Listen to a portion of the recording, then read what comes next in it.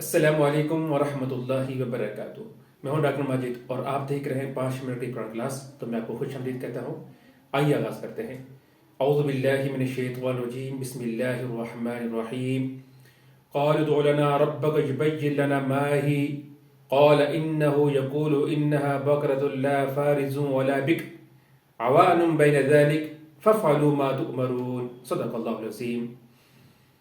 قالوا، انہوں نے کہا، ادعو لنا، دعا کیجئے ہمارے لیے، ربک، اپنے رب سے، یبین، بیان کرے، لنا، ہمارے لیے، ما ہی، کیسی ہے وہ، قال، اس نے کہا، انہو، بشک وہ، یقولو، فرماتا ہے، انہا بقرہ، وہ ایسی گائے ہو، لا فارز، نہ بوڑھی ہو، ولا بکر، نہ چھوٹی عمر کی، عوان، جوان ہو، بین ذالک، اس کے درمیان، ففعلوا، بس تم کر گزرو، ما، جو، تؤمرون، تم حکم دیا جاتا ہے۔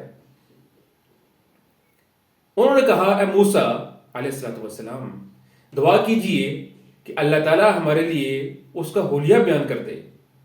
آپ نے فرمایا، وہ گائے نہ تو بالکل بڑھیا ہو نہ بچی، بلکہ درمیانی عمر کی نوجوان ہو۔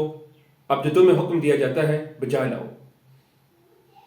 معزز ناظرین، اللہ تعالیٰ نے بنی اسرائیل کو حکم دیا تھا کہ آپ ایک گائے ذبح کریں، تو اگر کوئی عام سے وہ گائے ذبح کر دیتے تو مسئلہ حل جو نہ تھا، لیکن انہوں نے سوالات کرنا شروع کر دیے۔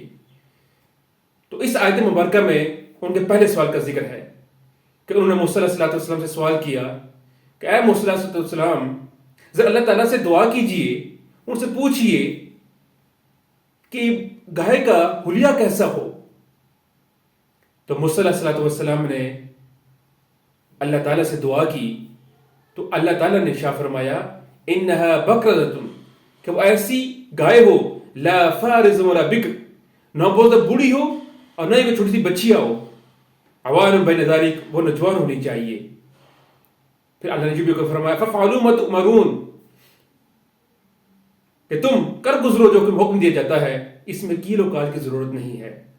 اس میں ہمیں بھی سبق دیا جا رہا ہے کہ جب اللہ کا حکم آ جائے تو اس کے سامنے کیل و کال کی ضرورت نہیں ہوتی ہے، اس میں سوالات کرنے کی ضرورت نہیں ہوتی ہے، اس عقل لڑانے کی ضرورت نہیں ہوتی ہے۔ جو حکم دیا جا رہا ہے اس کے اوپر مین و عمل کرنا چاہیے۔